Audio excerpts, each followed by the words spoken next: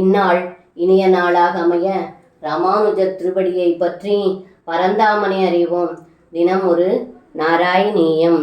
உச்சதயா தைத்யதனோஸ் துவன்முகமாலோக்ய தூரதோ ராமः விகதபயோ திருஷ்டமுஷ்ட்யா பிரசதுஷ்டம் சமதிபிஷ்டவானேனம்.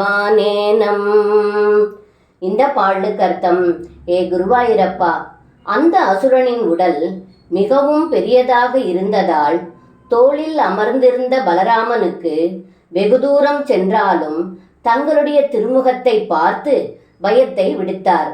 அதன்பின் அந்த கொடியவனான அசுரனை தன்னுடைய வலிமை மிக்க முஷ்டியினால் அடித்து கொன்றார் என்று இந்த பாடலில் பட்டத்ரி சொல்கின்றார்.